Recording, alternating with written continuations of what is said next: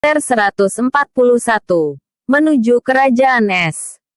Xiao Tian meninggalkan si gendut dan menggantikannya untuk mengejar Kaibo.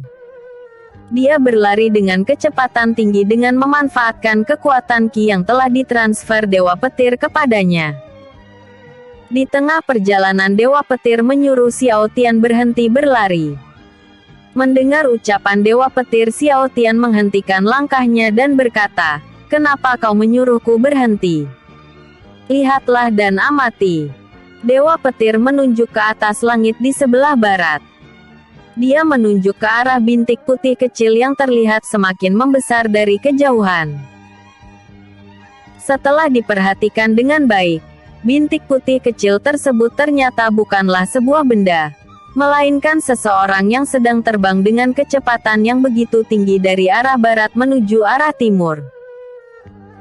Orang tersebut berpakaian serba putih, topeng merah yang berbentuk seperti iblis, memegang dua buah pedang berwarna merah dengan motif naga di pegangan pedangnya. Orang tersebut terbang semakin dekat menuju ke arah Xiao Tian. Sambil menatap ke atas langit, Xiao Tian berkata, "Bukankah itu? Ya, itu topeng bencana," sambung Dewa Petir. Topeng bencana turun dari atas langit untuk mendekati Xiao Tian. Setelah berada di hadapannya, topeng bencana berkata, "Kenapa kau ada di sini? Bagaimana dengan perangnya?" Itu." Xiao Tian kebingungan harus menjawab apa. "Itu apa?" tanya topeng bencana. "Aku tak tahu rinciannya. Sepertinya perang telah lama berakhir dan para iblis telah berhasil diusir," jawab Xiao Tian. Xiao Tian tak bisa menjawab pertanyaan dari topeng bencana karena dia memang tak mengetahui rinciannya.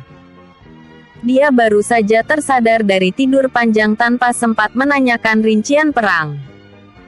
Semua itu terjadi karena dia mengejar si gendut yang bersikap aneh. Mendengar jawaban Xiao Tian yang terdengar agak kurang meyakinkan, topeng bencana pun bertanya lagi. "Sepertinya berhasil diusir. Kenapa kau terdengar tidak yakin? Ada apa denganmu?" Sebenarnya aku tidak tahu apa yang terjadi di Kerajaan Angin sejak aku tak sadarkan diri begitu lama. Yang pasti sejak aku tersadar, semuanya terlihat damai dan tak ada satupun iblis yang terlihat, jawab Xiao Tian. "Tak sadarkan diri? Lalu kenapa kau di sini? Kerajaan Angin kan sangat jauh dari sini. Apa kau mengurungkan niatmu berurusan dengan sekte iblis? Lalu di mana Huang Li dan semua teman-temanmu? Apa kau meninggalkan mereka di medan perang?" "Oh iya. Kalau tak salah aku melihat bocah kecil yang biasanya selalu bersamamu waktu itu. Dia menuju ke Kerajaan Es. Apa kau sedang mengejarnya?" tanya topeng bencana. Awalnya Xiao Tian terdiam dan mengepalkan kedua tangannya karena tak bisa menjawab semua pertanyaan yang dilontarkan topeng bencana kepadanya. Dia mulai merespon pertanyaan topeng bencana ketika menyinggung soal Kaibo. "Bocah kecil, apa ibu melihat Kaibo? Kenapa ibu tak membawa paksa dia kemari?" sambung Xiao Tian. "Xiao Tian anakku, tolong jelaskan sebenarnya apa yang sedang terjadi. Ibu sangat bingung. Sebenarnya perang dengan sekte iblis telah selesai atau belum? Dan kenapa kau mengejar bocah itu?" Xiao Tian menjelaskan kepada topeng bencana tentang alasannya mengejar Kaibo. Dia juga menceritakan keadaan Kerajaan Angin sesuai dengan yang dia lihat. Tak lupa pula dia ceritakan soal Huang Li yang telah kehilangan kesadaran karena jiwanya disegel oleh seorang Raja Iblis. "Jadi itu semua terjadi sejak aku pergi mengumpulkan bantuan," ucap topeng bencana dengan nada kesal. "Begitulah," sambung Xiao Tian. Topeng bencana mengeluarkan sebuah lencana berbentuk segi enam yang memiliki motif naga merah di tengah lencana itu. Dia memberikan lencana tersebut kepada Xiao Tian sambil berkata, "Bawa ini untuk jaga-jaga. Bilang saja kalau topeng bencana yang memberimu perintah untuk membawa bocah itu kembali. Kenapa ibu tak ikut saja denganku? Ini kan berkaitan dengan keselamatan dunia. Sambung Xiao Tian. Bukannya ibu tak mau ikut, tapi ibu tak terlalu percaya dengan rumor di balik lembah kristal es. Lagi pula kerajaan es sekarang bukanlah sebuah tempat berbahaya lagi. Jawab topeng bencana. Apa maksud ibu? Tanya Xiao Tian. Sebagian besar wilayah kerajaan es telah hancur menjadi reruntuhan. Ibu sudah melihatnya dengan mata kepala ibu sendiri. Jawab topeng bencana. Mendengar jawaban topeng bencana, Xiao Tian terlihat begitu frustasi. Dia mengepalkan kedua tangannya sambil memasang wajah yang penuh rasa frustasi. Melihat putranya terlihat begitu frustasi, topeng bencana menjadi kebingungan. Apa yang membuatmu menjadi begitu frustasi? Bukankah bagus kalau kerajaan es hancur? Tanya topeng bencana. Bagus apanya? Jika kerajaan es hancur, siapa yang akan menghalangi Kaibo untuk pergi ke lembah kristal es? Bentak Xiao Tian. Mendengar jawaban Xiao Tian, topeng bencana tertawa terbahak-bahak. Dia tertawa karena menganggap Xiao Tian telah tertipu rumor bohong tentang lembah kristal es. Topeng bencana memang menghormati peraturan yang dibuat kerajaan es agar tak mendekati lembah tersebut. Akan tetapi dia tak percaya tentang rumor yang tersebar mengenai bunga kristal es dan keganasan naga putih raksasa. Karena berpikir kalau pergi menuju kerajaan es bukanlah sesuatu yang berbahaya, topeng bencana mengizinkan Xiao Tian pergi menuju kerajaan es seorang diri. Sedangkan dia melanjutkan perjalanan menuju kerajaan angin untuk memeriksa keadaan di sana. Tepat sebelum topeng bencana pergi, Xiao Tian bertanya kepada ibunya tentang Putri Jiali. Apakah ibu berpapasan juga dengan Putri Jiali ketika perjalanan kemari? Tanya Xiao Tian. Ibu hanya berpapasan dengan kereta kuda yang membawa dia pergi. Sisanya ibu tak tahu. Yang ibu lihat hanya mayat sang kusir kuda yang tergeletak di sekitar kereta kuda tersebut. Jawab topeng bencana. Jadi dia berhasil kabur? Tanya Xiao Tian. Semoga saja begitu. Sambung topeng bencana. Setelah menjelaskan semuanya, topeng bencana terbang meninggalkan Xiao Tian menuju ke kerajaan angin untuk melihat keadaan kerajaan angin. Setelah topeng bencana pergi meninggalkannya, Xiao Tian menanyakan kepada Dewa Petir tentang rumor lembah kristal es. Dewa Petir masih menjawab dengan jawaban yang sama. Dia mengatakan kalau rumor tentang keganasan naga putih dan bunga kristal es merupakan hal yang nyata. Setelah membulatkan tekadnya, Xiao Tian melanjutkan perjalanannya menuju ke kerajaan es. Di tengah-tengah perjalanan, Dewa Petir menyuruh Xiao Tian berhenti lagi. Ada apa? Kenapa kau menyuruhku berhenti lagi? Bentak Xiao Tian kepada Dewa Petir. Jangan galak-galak dong. Aku kan cuma ingin memberitahu kenapa kau tak memanggil naga hitam raksasa milikmu. Bukankah kecepatan terbang naga hitam raksasa jauh lebih cepat dibandingkan berlari sekuat tenaga? Tanya Dewa Petir. Kenapa kau tak bilang dari tadi? Jawab Xiao Tian. Xiao Tian membuka portal menuju ruang hampa untuk menjemput naga hitam raksasa yang telah lama menghilang. Sebelum dia memasuki portal tersebut, sesosok wanita dengan tubuh yang begitu kurus kering berjalan sempoyongan keluar dari dalam portal tersebut. Setelah keluar dari portal itu, dia berjalan mendekati Xiao Tian lalu menarik kerah bajunya sambil berteriak. Air! Berikan aku air! Siapa kau? Kenapa kau berada di dalam ruang hampaku? Tanya Xiao Tian. Ruang hampamu. Wajah wanita itu terlihat semakin kesal. Tanpa pikir panjang dia langsung menamparkan wajah Xiao Tian. Jadi kau dalang di balik semua kemalangan yang menimpaku. Jika aku tak memiliki pil penambah energi di cincin ruangku, aku mungkin sudah mati sejak lama. Teriak wanita itu. Siapa kau itu sebenarnya? Kenapa kau menamparku begitu saja? Tanya Xiao Tian. Melihat Xiao Tian kebingungan, Dewa Petir mendekatinya lalu berkata, "Hei bocah payah, apa kau lupa siapa dia? Dia itu Putri Feng Yin. Lihatlah pakaiannya baik-baik. Meski terlihat kurus kering, dia masih orang yang sama. Semua itu terjadi karena dia tak memakan apapun selama 1 bulan lebih. Jika bukan karena pil penambah energi yang dia bawa, mungkin dia sudah mati sejak dulu. Kau hampir saja membunuh seorang putri dari kerajaan besar." Jelas Dewa Petir. Putri," teriak Xiao Tian. "Akhirnya kau mengenaliku juga. Sekarang berikan aku air.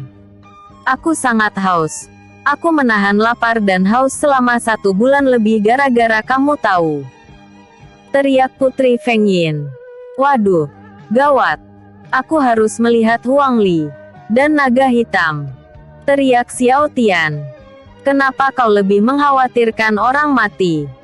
Berikan aku air," bentak Putri Feng Yin. Xiao Tian meninggalkan Putri Feng Yin pergi, lalu masuk ke ruang hampa untuk melihat kondisi Huang Li dan naga hitam. Setelah memasuki portal tersebut, dia bernapas lega karena kondisi tubuh Huang Li dan naga hitam tak mengalami perubahan sedikit pun. Aneh sekali. Kenapa hanya mereka yang masih terlihat sama persis seperti pertama kali aku memasukkan mereka ke dalam ruang hampa? Pikir Xiao Tian. "Hei pria sialan, cepat berikan aku air," teriak Putri Feng Yin. "Aku tak punya air minum. Tahan saja dulu, kau kan bisa menahannya selama 1 bulan lebih," ucap Xiao Tian. Feng Yin terlihat semakin marah.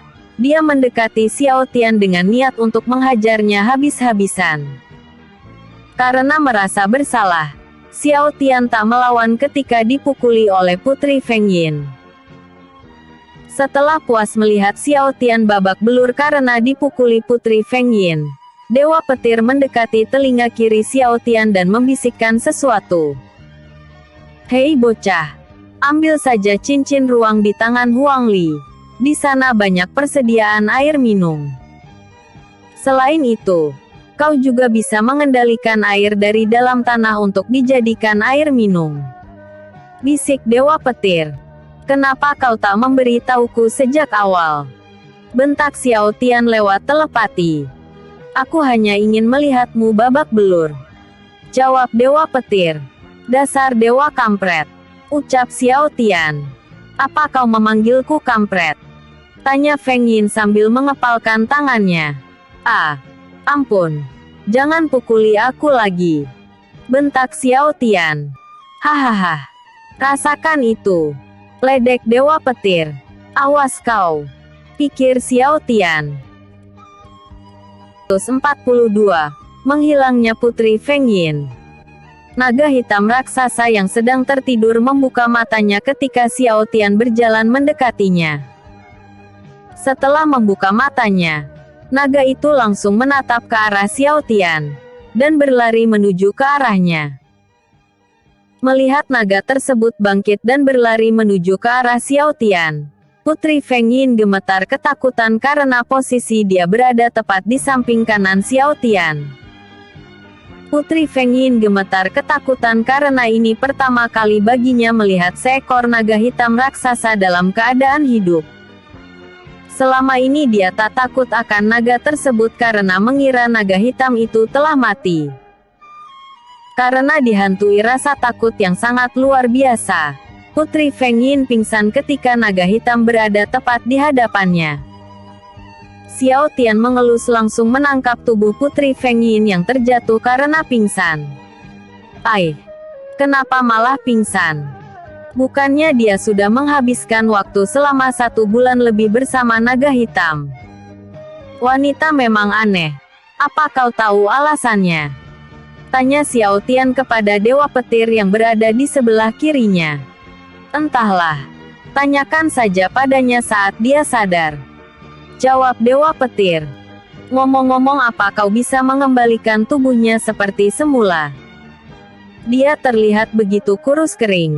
Kalau Ratu Feng Ping tahu bahwa putrinya telah menjadi kurus kering karena aku, dia pasti akan marah.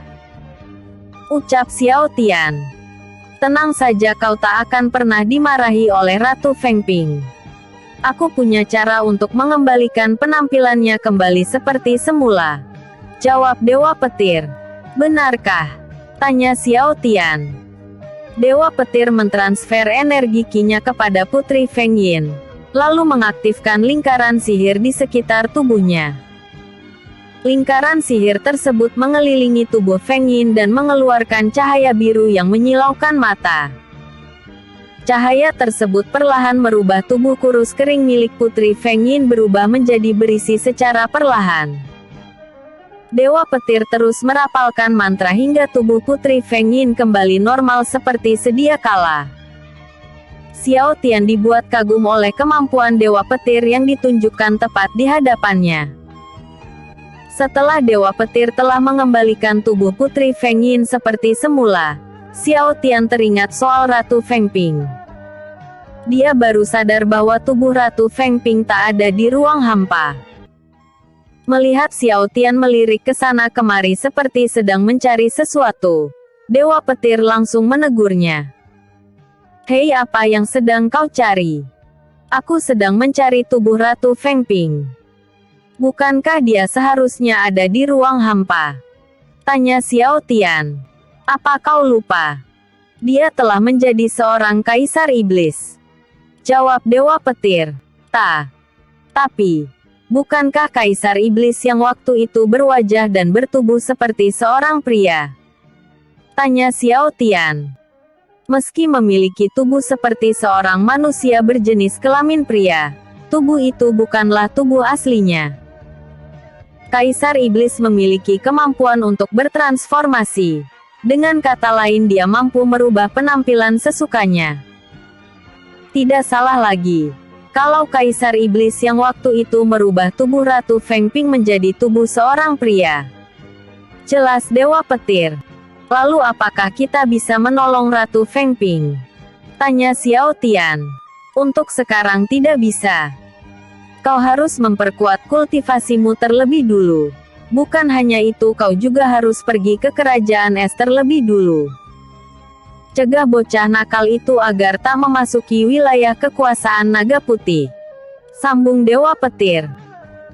Meski sebenarnya Xiao Tian memiliki banyak pertanyaan yang belum terjawab, dia berhenti bertanya kepada Dewa Petir karena tahu mengejar Kaibo merupakan prioritas utama untuk saat ini. Untuk mencegah hal yang sama terulang kembali, Xiao Tian menggendong tubuh Putri Feng Ping dan membawanya ke atas punggung naga hitam raksasa. Setelah itu dia meletakkan tubuh Putri Feng Yin ke atas pangkuannya agar tak jatuh saat naga hitam mulai terbang. Jika topeng bencana masih ada di dekatnya, mungkin Xiao Tian akan menitipkan tubuh Putri Feng Ping kepadanya. Tapi sayangnya topeng bencana sudah lama pergi menjauh dan tak mungkin dikejar. Karena waktu yang mendesak, Xiao Tian tak punya pilihan lain selain membawa Putri Feng Yin bersamanya untuk mempersingkat waktu dalam mengejar Kaibo. Naga hitam raksasa terus terbang dengan kecepatan tinggi menuju ke kerajaan es. Detik demi detik, menit demi menit telah berlalu namun tak ada satupun tanda-tanda tentang keberadaan Kaibo. Xiao Tian terus melanjutkan perjalanannya menuju kerajaan es sambil memperhatikan daratan untuk mencari Kaibo. Setelah terbang begitu jauh, Xiao Tian menghentikan naga hitam dan menyuruhnya mendarat untuk melihat sesuatu. Dia telah melihat sebuah kereta kuda kerajaan awan yang terlihat utuh namun tak bergerak sedikit pun. Kuda di depannya pun terlihat begitu lemas. Melihat hal yang janggal tersebut, Xiao Tian meninggalkan tubuh Putri Feng Yin di atas punggung naga hitam. Sedangkan dia melompat dari atas punggung naga untuk mendekati kereta kuda tersebut. Bau busuk yang tercium begitu menyengat menusuk hidung Xiao Tian hingga membuatnya hampir muntah-muntah. Dengan menggunakan teknik pengendali elemen, Xiao Tian menyaring udara di sekitar hidungnya agar bisa bernapas seperti biasa. Setelah berhasil bernapas seperti biasa, Xiao Tian berjalan mendekati kereta tersebut untuk mencari sumber bau busuk itu. Setelah melihat ke dalam kereta kuda itu, dia melihat mayat seorang kusir yang telah membusuk digerogoti oleh belatung. Melihat hal tersebut, dia langsung berlari keluar dan muntah-muntah karena merasa jijik. Setelah menenangkan dirinya, Xiao Tian kembali masuk ke dalam kereta tersebut untuk mencari petunjuk tentang Putri Jiali. Sayangnya di sana tak ada satupun petunjuk mengenai keberadaan Putri Jiali. Setelah selesai menggeledah kereta kuda tersebut, Xiao Tian keluar lalu memberi makanan serta minuman kepada 2 ekor kuda yang terbaring lemas di bagian depan kereta tersebut. Andai aku tahu bahasa seekor kuda, mungkin aku bisa bertanya pada kalian tentang apa yang terjadi pada penumpang kereta kuda ini. Gumam Xiao Tian sambil mengelus kedua ekor kuda yang terikat di bagian depan kereta kuda itu. Xiao Tian melirik ke arah Dewa Petir dan menanyakan soal Putri Jiali. Dewa Petir menggelengkan kepala karena tak tahu tentang apa yang terjadi dengan Putri Jiali. Bukankah kau seorang dewa? Kenapa kau tak bisa mengetahui hal sederhana seperti ini? Bentak Xiao Tian. Diamlah. Bentak Dewa Petir. Kenapa kau menyuruhku diam? Apakah kau tak terima dengan ucapanku? Bentak Xiao Tian. Sudah ku bilang diam. Bentak Dewa Petir sambil melirik ke arah kiri. Xiao Tian merasa kesal karena melihat Dewa Petir melirik ke arah kanan dan kiri seperti mencari sesuatu. Ada apa sebenarnya denganmu? Aku ada di depanmu. Apa yang sedang kau cari? Tanya Xiao Tian. Siluman. Aku merasakan aura siluman. Jawab Dewa Petir. Siluman. Makhluk apa itu? Tanya Xiao Tian. Gawat.